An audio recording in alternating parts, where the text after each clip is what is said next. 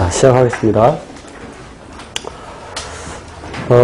오늘 첫 주라서, 이제 테스트를 안 했는데, 이제 다음 주부터는 매주 9시 수업 시작하기 전에, 강의 시작하기 전에 그 전주에 배운 내용들을 테스트하는 시간이 있습니다. 제가 따로 걷어가지는 않고, 여러분이 스스로 이제, 문제 풀고, 확인하고, 그래서 조금 일찍 오셔야 됩니다. 저는 한 10분 전쯤에 미리 오셔서, 주간 테스트 참여하시고, 그리고 이제, 아까 서울, 경기 등 위탁 출제가 아닌 경우에는, 심화반까지 공부를 해야 되는데, 책 이쁘죠? 네. 제가 이렇게 하라고 그랬습니다. 아쉬운 건 이름이 빠졌네, 크게. 그게 좀 아쉬워. 그 생각을 미처 못했어. 근데 여기, 심화반 교재인데, 선수학습란과 확인학습란으로 되어 있습니다. 선수학습란은 우리가 기본 과정에서 배웠던 내용들이 정리가 되어 있고, 그래서 그거를 암기하기 쉽게끔 제가 구성을 해놨습니다. 그래서 이제 주요 내용들을 다 정리를 한 다음에 내용들을 다 정리하고 블랭크를 만들어 놨어. 그래서 블랭크에다가 답을 직접 쓰지 마세요. 답은 각 페이지 오른쪽에 다 나와 있으니까. 그래서 우리 배운 내용들을 암기하는데 매우 도움이 될 것입니다. 이거 선수학습 만드는데 3개월 걸렸고, 그 다음에 확인학습도 만드는데 3개월 걸렸어요. 책 홍보하는 겁니다.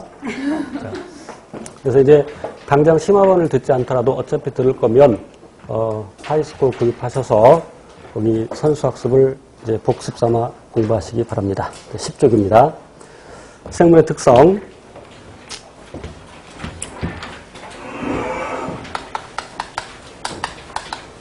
생물의 특성 또는 생명현상의 특성 이렇게 얘기할 수 있는데 크게 두 가지 특징이 있죠. 개체 유지 현상과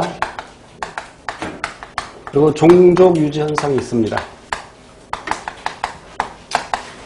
먼저 개체 유지 현상에는 모든 생물은 예외 없이 세포로 구성되어 있습니다. 그래서 세포로 구성되어 있는데 어떤 생물은 세포 한 개로 구성되어 있습니다. 그 세포 한 개로 되어 있는 생물을 단세포 생물이라고 하고 여러 개의 세포로 구성되어 있는 생물을 다세포 생물이라고 하죠. 그러니까 단세포 생물의 예는 세균 또는 집신벌레, 아메바 이런 것들이 있겠고 나중에 생명과학 2의 분류 파트에서 구체적으로 공부할 겁니다. 자, 그런데 이 다세포 생물의 경우에는 세포를 기본 단위로 해서 체계적으로 구성되어 있습니다. 어떻게 체계적으로 구성되어 있는지 아까 언급했었죠. 세포, 조직, 기관, 개체. 순서 외우셔야 돼요. 세포, 조직, 기관, 개체.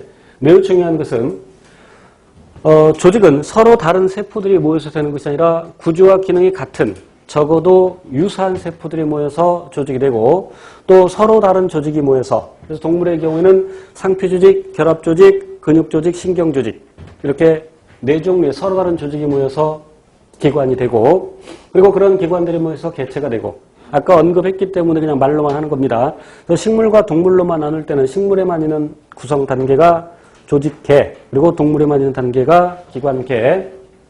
자, 그런데 체계적으로 구성되어 있으면 모두 생명체냐? 그렇진 않다. 예를 들어서 이 공기청정기도 뜯어보면 매우 체계적으로 구성되어 있겠죠. 그러나 얘를 생명체라고는 하지 않죠. 그럼 왜 얘가 생명체가 아니냐? 생명현상이 안 나타나니까. 그럼 어떤 생명현상? 생명체는 물질 대사를 한다. 물질 대사. 우리가 일상생활에서 신진대사라고도 하는데 그 물질 대사.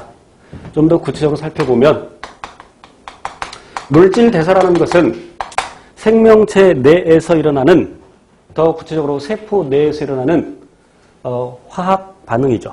생체 내에서 일어나는 일련의 화학 반응, 모든 화학 반응을 통틀어서 물질 대사라고 하는데 그 물질 대사는 동화작용과 이화작용으로 또 나눌 수 있죠.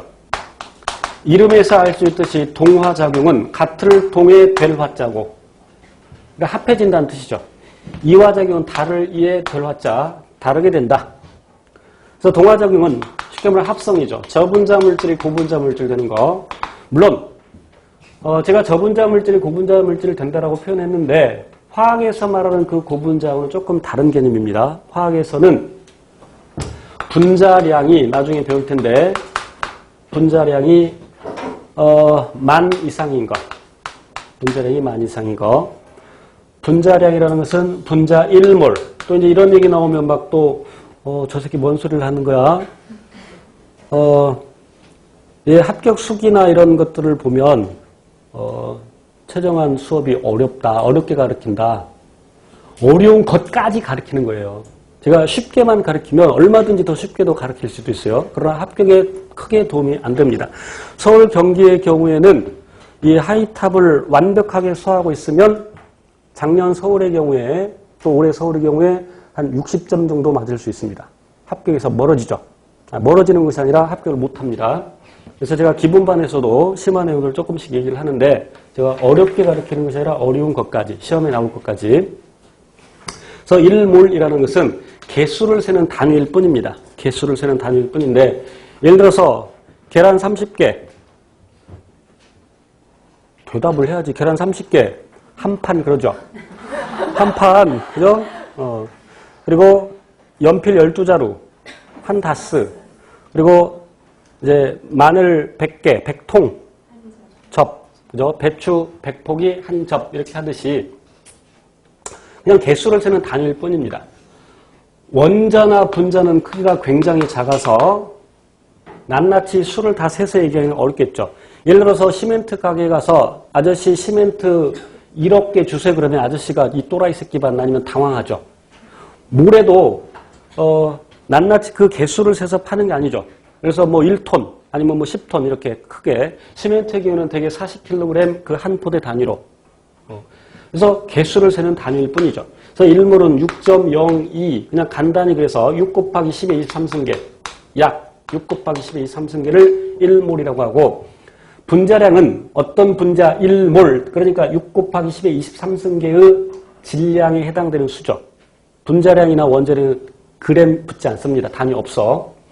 그래서 그러니까 어떤 분자 이만큼 있을 때 그 질량이 10,000g일 때 그걸 분자량 만이라고 하는데 그래서 분자량 10,000 이상인 것을 보통 고분자라고 하죠. 화학에서는. 그러나 여기 지금 이 생물에서는 그 고분자가 화학에서 말하는 그 고분자를 꼭 이야기하는 것은 아닙니다. 어쨌건 더 복잡해진다. 복잡한 물질이 된다. 한마디로 말하면 합성. 그래서 대표적인 게 광합성이 있죠. 광합성의 전체 반응식을 쓰겠습니다. 암기하셔야 돼요. 6CO2 앞에 개수까지 다 완벽하게 암기하셔야 됩니다. 6CO2 플러스 12H2O 그래서 만들어지는 것은 포도당 C6H12O6 그리고 부산물로서 물과 산소가 만들어지는데 각각 6개씩 그냥 줄줄 쓸 줄 알아야 돼요. 저처럼. 때에 따라서 광합성과 관련해서 문제 쉽게 나오면 이 식 암기하고 있으면 한 문제 건질 수 있습니다. 포도당의 분자량은 180인데 나중에 설명할 기회가 또 있을 겁니다.